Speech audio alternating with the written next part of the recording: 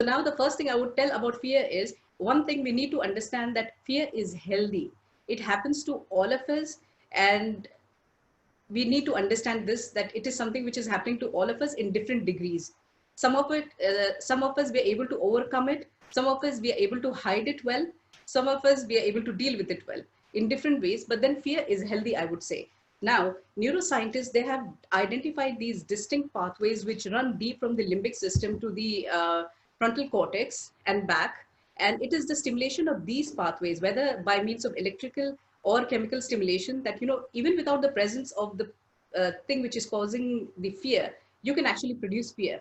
So now the good news here, I would say, is that, you can actually decide how fearful you would want to be. Your brain has that capacity to control that fear. Now, it is also important to remember that fear is not abnormal, and neither is it a sign of weakness. How does the fear present? Now, fear could present in different. It could be mild, it could be paralyzing. Like for me, if I have to give the example of, what happened with me that day, on the stage, it was paralyzing because I was just not able to move. That was my reaction to fear. And mild, maybe, you would have, all of us, when uh, considering the present times, if anybody has undergone the COVID testing, so maybe the kind of symptoms that you would display would be mild symptoms, while awaiting your COVID-19 reports. And symptoms are going to be, the person is going to be having flushing, so which I think Ati also has at times, so they'll be flushing, they'll be sweating, the breathing. People have shallow, rapid breathing. Many of them, they feel dizzy. They have stomach upset. They'll be going around the toilet again and again. Many of them, they feel that, they're going to collapse, they're going to die. They feel like, there's a feeling, somebody is choking them. So, and racing of the heart. So there are multiple ways in which the anxiety could present. Now, what another thing to remember is, the fear is not as automatic as you think, because the fear could be instinctive. Now, instinctive, when I say, for example, all of us would remember, now I think the schools of today wouldn't appreciate that, but, back when we were kids, we would always have like some headmistress or principal, who would want to punish and, bring a cane or a ruler and, give it on the hand or something, So do you remember, that anybody who was going to be beaten, they would, even before the scale lands on their hand, they would start giving out all those expressions, and that told you that, they were expecting it, so that was instinctive, right? So the second, so fear can be instinctive. Then the next thing, fear is partly learned. We learn how to fear people. We learn how to fear situations and places. Like places, if I say, we all know, that we would know that, oh, you know what, that place is haunted. Don't go. So we know places here, we know places back in India or in our home country where we have already placed the association that, what, we have to be fearful of this well, because there was some sound which was heard in the village from here. I have this close friend of mine. Her mom, she developed this fear to water after she received the news that, her best friend lost two of her sons drowning. So she never allowed my friend or her siblings to get anywhere close to the water. So she had already developed that fear. And then the third thing, fear is partly cultural. And I think as a very good example, I would say that, just, like certain sections of society, they're being targeted, they're being persecuted. No real reason. I don't know what people are fearing. So they're just troubling them. So that is fear. Partly instinctive, partly learned, partly cultural. Now, another thing is, the more you feel scared, the scary things will seem. And this is known as a principle of potentiation. So it's like, if you are primed to fear, even the smallest of things, you're going to get scared at. So now, if I give you an example, when you're watching a horror movie, you're already primed to fear. So if somebody comes and tickles you on the neck, you would just jump up, so your response is amplified. All of us, especially as kids, we would identify something like this. And, when we, so what is our response? Generally, how do we respond to fear? Some of us, we might just freeze. So freeze means, it's like sometimes you're doing something and somewhere you hear this sound, some tuck, tuck, something, and you would stop doing a thing and you would start concentrating on that. So freeze, you could freeze. The second response could be fight or flight. You have heard the sound, then you are going to make a decision how you're going to respond to it. So that is fight and flight. And the third one is fright, which means simply throughout your life, you're just going to be obsessing over the fear. not doing anything about it. And it is this kind of fear which is going to lead to hopelessness and to depression. But a very important point to be noted here is, real threat versus the virtual one. We actually react to real threats. If I have to give you an example, as kids, I remember once, we were playing ball inside the house, and it went and hit the chandelier. So as it went and hit that, so it started shaking. So I thought, if this bulb comes and falls on the ground, I'm going to get a good beating from my mom. So I went and stood under the chandelier, and I tried to grab the bulb that way, not realizing at that point that if the bulb comes and lands in my hand, it's going to burn my hand. So it's like, it's only the real fears, which make you act instinctively. Right. So this brings us to the second part, which is interacting with your fears. Can we have the next slide? Okay. So interacting with your fears. Now in this, you need to acknowledge your fears. You need to own your fears. Name your fears. There are many, many people who deny, they are in denial. They are not ready to accept that they have certain kind of fears. But then it is time that, you become honest with yourself and at least name your fears. Now, when I talk about naming fears, there are certain concrete fears, like people having fear of cats. So that is a concrete fear. Um, Other fears could be situational. Now, I remember this example, because it was very emotionally challenging. So I knew somebody. There was this little girl. She had this situational fear. So what was the fear? Whenever her bus would approach, she would start developing these cramps, and she would tell her mom she needs to go to the washroom, and then she would start feeling nauseous, and she would start sweating. Now, eventually, they realized that, okay, fine, these were symptoms of anxiety. But then why was she getting that symptom, when the bus used to come and pick her up? If she would insist that, her father dropped her via the car, and the rest of the day, she would be okay. But it was only that bus thing. So eventually they found out that, it was the conductor in the bus, who, she was not comfortable with. So finally, when they got to the root of the cause, the person was removed. But then this kind of fear is situational, So it's like, when I was thinking about this whole topic, I realized that, how important it is to deal with children, to be careful with the kind of symptoms that sometimes children present. They are fearful, So but then it could be having something very deep behind it, and especially children, because they do not know fear of spiders. They do not know fear of cockroaches. They have that in them, to go and hold these things. They do not know fear. But then when it comes to these kind of things, when children start exhibiting these symptoms, I think everybody needs to pay attention. So situational fear. So important thing, when you name your fears, please do not judge yourself. I know when I had asked somebody to do this, to name the fear, they said that, oh, you know what, how do I tell people that, I have a fear of pigeons, which is so silly.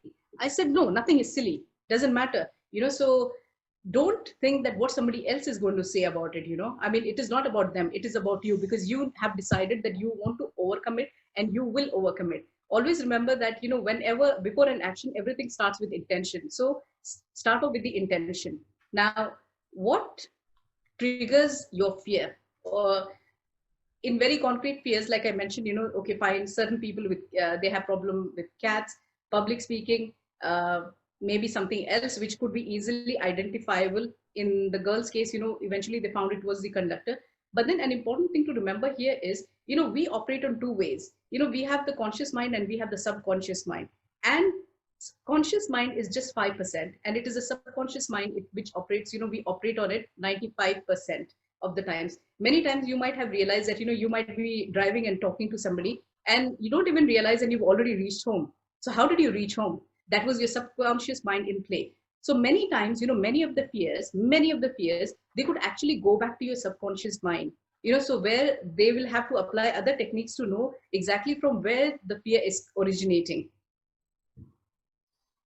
So the next would be, question the power the fear has over you. How is it affecting you, your mind, your behavior? Is it so paralyzing that it has started affecting other spheres of your life? Like, for example, if I talk about the fear of cats, for me, it was not paralyzing for me because I'm not a veterinary doctor. So I don't have to see cats, and I have the option of keeping or not keeping the cats in the house. But then there was a very funny incident, when I was in England, I was in Blackpool. So I wanted to take a house or stay as a paying guest in a place, which was close to the hospital. So I was looking out for a house, and I remember, I mentioned this to Athiya.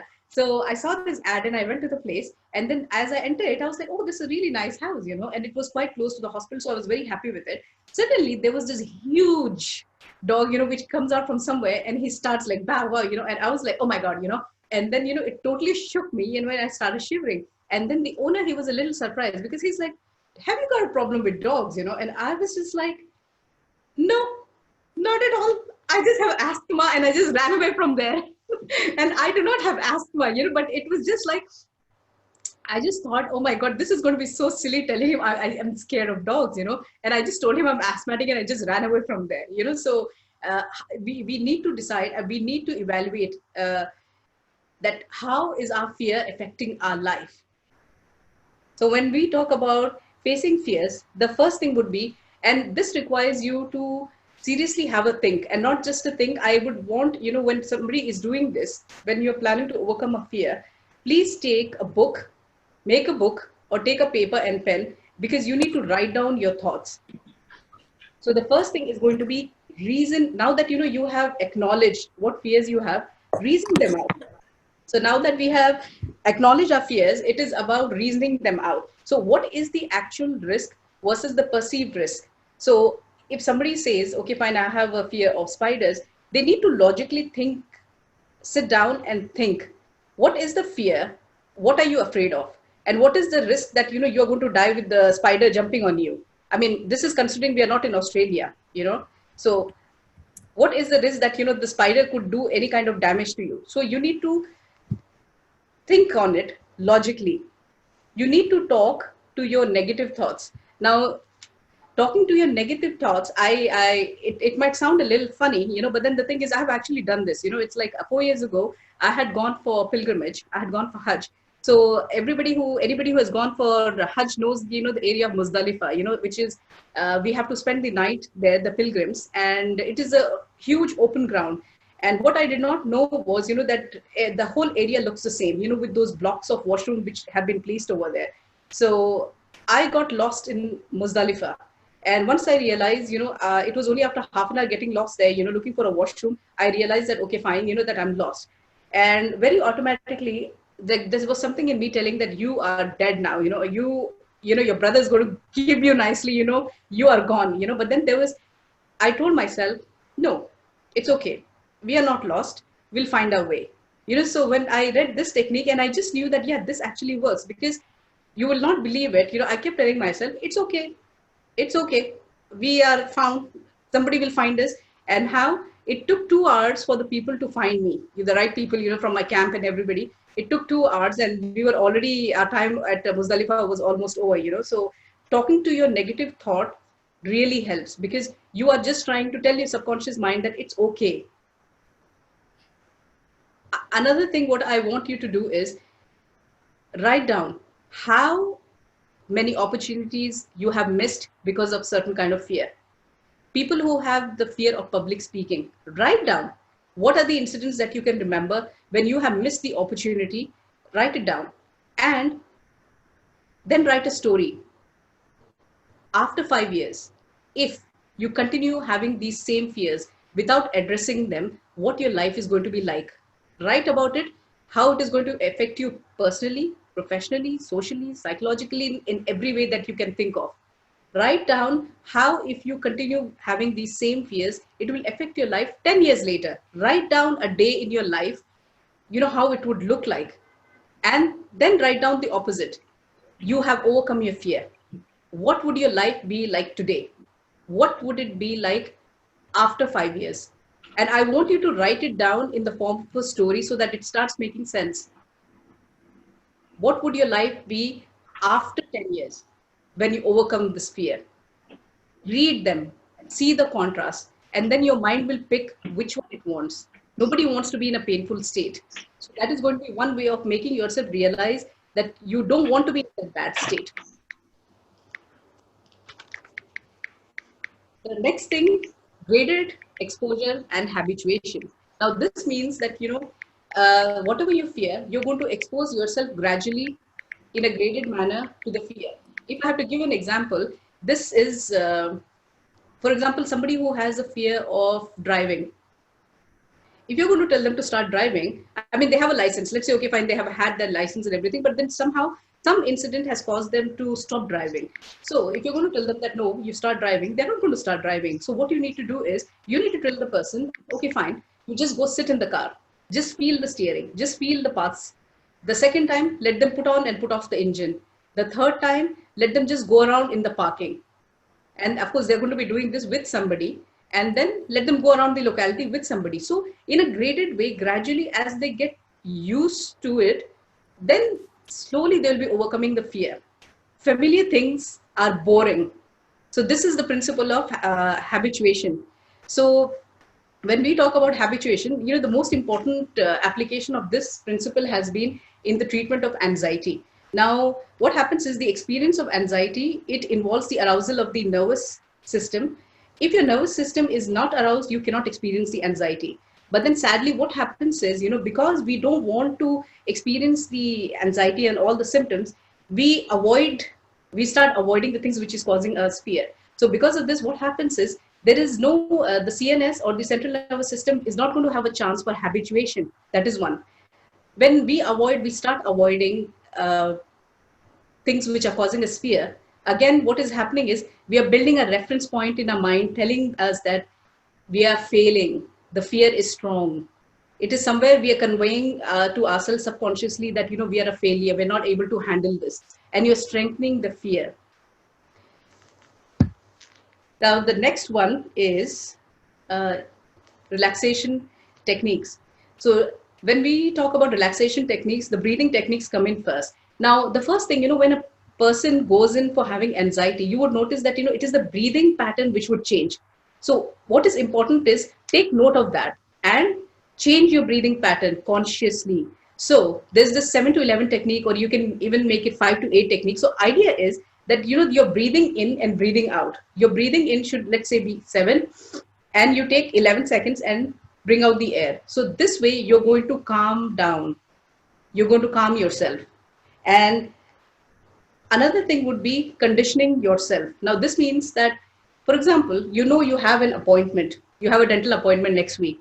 And whenever you think about the appointment, you start getting a little sweaty. But then what I want you to do is I want you to think about the appointment, but in a way where you're going to get used to it. Imagine yourself sitting in that chair and feeling relaxed, feeling that you're talking to the doctor, although it might not happen in real. But then what's going to happen is when you actually go for the appointment, you will have memories of you thinking that, you were calm, during the appointment. So that way it is going to come back to you. Another thing, what happens is, generally when we are anxious, it is very difficult to think clear. Then at this point, it becomes very important that we start making use of our mind to think. And this can be done by use of numbers. Now, numbers are going to dilute this emotion of anxiety. So now what's going to happen? If you're feeling really anxious, you have to tell yourself quickly that, okay, fine. On a scale of 1 to 10, with 1, I'm being very, very lax, and 10, I'm really tense. Where am I exactly? So somewhere your thought from that fear is broken off, and then you have started, you're thinking on these numbers. So once you start thinking on these numbers, the emotion of fear is already diluted. Many times, when a child is crying, we try this technique. They would be crying their lungs out, and you would tell them, don't worry, don't cry. No, they wouldn't listen to you. But then you tell them, oh, there's a pink sparrow there, and suddenly they would just stop crying and they would just start looking for the sparrow. So it's like you're distracting them. So that is one. Then there is something called the aware technique. Now, aware technique is, A stands for accept the anxiety. Don't try to fight it. Leave it. W is when watch out for that anxiety. Try to scale your fear. Concentrate on your breathing. Try to calm down yourself. A is act normally. I know it is very difficult. It is easier said than done. But if you act normally, somewhere your subconscious mind will be told that it's okay. Everything is under control. R is repeat the above steps if it is required. And E is expect the best. One of the greatest feelings in life is the realization that you can actually control your fear. Other than that, many times, the people who are close to us, they don't really understand the fears. Sometimes they might even ridicule, or they might think that, oh, you know what, maybe you're not trying enough, and your fear is really silly. So many times, it is very useful to go for support groups who deal with conditions like this. So look out in your community, what kind of groups you have. I know back in the UK, we have lovely groups, but I think it depends from place to place. Then there's something additional I have put as additional, and this is the technique of hypnotherapy. Now, like I mentioned, that we operate, 95% from the thinking what we have in our subconscious mind, and it is hypnotherapy which actually goes and targets that. So many people, they feel that you will become unconscious and you're going to gurge out all your dark secrets. But then hypnotherapy is not like that. You remain conscious and you're listening to somebody. They would take you into a trance, but you're listening to somebody, you're responding, something shifts over there. Because I've had a chance I've had a chance with hypnotherapy, and I know it is very, very powerful. So that I would suggest, only if you have tried all the other ways and you feel that nothing else is working, then you go for the thing of hypnotherapy. Because of course, then you would need specialist help, and